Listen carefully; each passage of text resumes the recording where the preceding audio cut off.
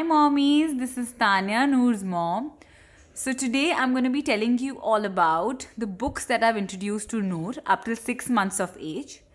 And I'm going to show you the kind of books I have and when is the right age to introduce books. So firstly, let's talk about when is the right age.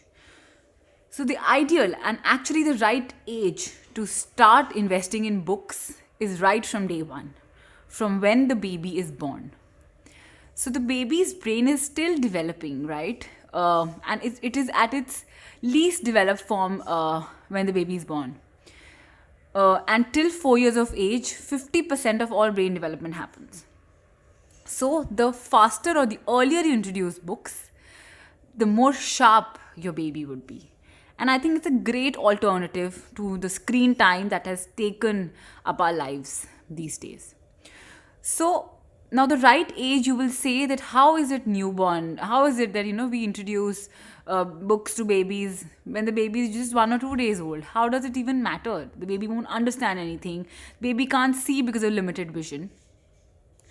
But mommies, just reading to your baby, reading aloud. You don't need to buy a book for that. If you're even reading a story or just reciting something, a poem or something, the baby is hearing your voice. That connection is forming. The baby is hearing words.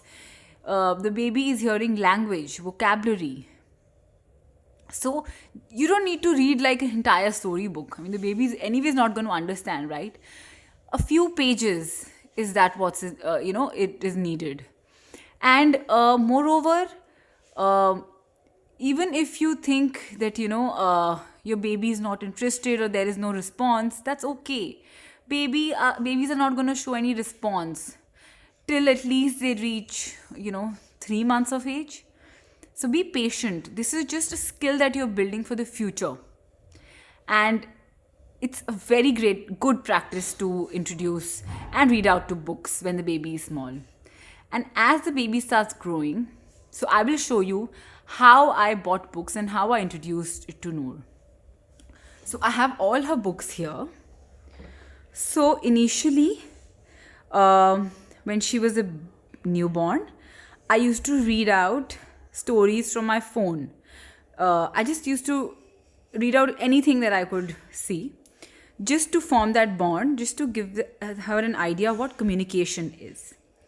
Around, when I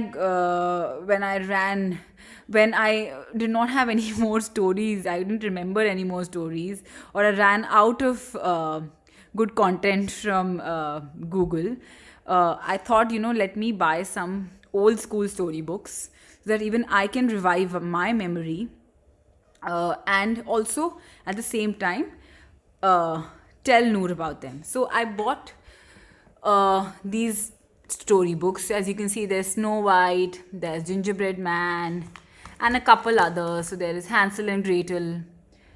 I have Little Red Riding Hood, The Shoemaker and the Elves. So some of them I got from Amazon, and the rest I bought from one of the pre-loved platforms that I posted about earlier. Then I introduced her to sound books. So I'm sure you have seen these books earlier in the videos that I've posted. So these are great books because they are bright in color. They have big pictures, bright pictures, and at the same time, there's music. So if I press the cow, so the cow moves. So this is really attractive for Noor. So I think I introduced this around 3 months. So she used to love the fact that there is some sound coming out from these books. So I have one of this here. Then I have this, which is also very bright and nice. Both of them I got from Amazon. So if you see, they have lovely noises that attract babies. And very recently, we got this. This is a storybook, rhyme storybook. And if you open it, it plays rhymes, and it also has lights flashing here. So these were a hit with Noor. Simultaneously, I also introduced some cloth books and crinkle books. So you can see it has the crinkly kind of sound here. So I have 3 of them, and these are Noor's favorite actually till date, because she can chew on them, she can look at the animals here, and at the same time these noises really excite her. And these tags here, as you can see, they are for a special reason. So these tags attract babies. They are great for tactile development also of babies. Then I introduced these touch and feel books. So they have big pictures of animals here, and they have kind of a textury area where the baby can feel different textures. So here there was a rough one, this is an even rugged one, then we have a fur texture here. So right now I think Noor is still young to feel these textures, because she cannot actually focus her hand to that particular area. I have to hold it and then make her feel those. But otherwise I think later on these will be good, when she will be able to focus and actually feel the area. So that's why I've just bought one till now. And this is my latest purchase from Amazon, which is my first library. It is a small book which tells about their alphabets, colors, numbers, shapes, animals, so on and so forth. So they are great. So if I take out one book, I will show you. So let me take out, say, ABC. It's a small book and with big pictures and with alphabet. So this really attracts her also. But right now I think she's more interested in biting them. So whenever she's sitting on my lap and she's in a calm mood, that's the only time I actually show her these. Otherwise I'm still waiting on them, because she just wants to chew on them. So these are the books that I have for her. And I also have a dedicated reading time. So it's after her first nap. I dedicate half an hour and I just put books in front of her. I read out one storybook, and then she's free to explore them. I show her how to turn pages. She tries it herself too, but unfortunately she can't do it.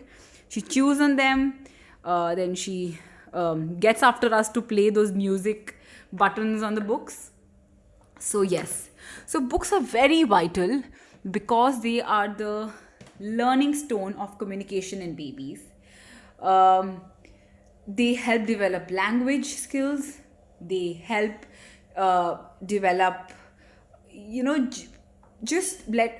they help actually develop the baby's skill of playing independently or doing something independently. You can include them in your nighttime routine. They're great for learning vocabulary. Then for conversation, they understand the importance of conversation knowledge. You can introduce so many concepts via books to babies. They help in developing their memory. So there's a lot that books do. And don't worry that the baby is too small, he doesn't understand anything. But you don't know, the baby listens everything and is retaining everything in his or her brain. And that all is going to come to use later on when she starts speaking. So if you inculcate this reading habit in your babies, it'll be a blessing in disguise for you in the future. Because in today's age, as we all know, that children are now more attracted and involved in digital media. Their tablets, smartphones are now their friends. TV is their favorite pastime. So if you are able to develop the skill in your babies, I think you will be grateful and thankful your entire life. So, that's my vision and aim for Noor, in order to help her develop this skill. But I am not going to force her later on if she's not interested in books.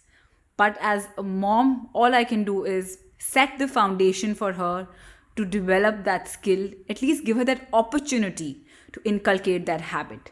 Rest is completely on her, whether she wants to continue reading as a habit or not. But that's what my aim is, and that's what I'm trying to do. So please do not hesitate to buy books or read books. Your babies understand everything. You are developing their brains right now at this age. So think of all of those things before thinking that books are going to be a waste. Even if they're not going to be read by babies right now, you can use them later on when they reach an age when they can actually read. So books are never a waste of money. So that's about it. I hope my video will be useful for you. Keep writing and let me know what future posts would you like me to make. Thank you. Bye bye.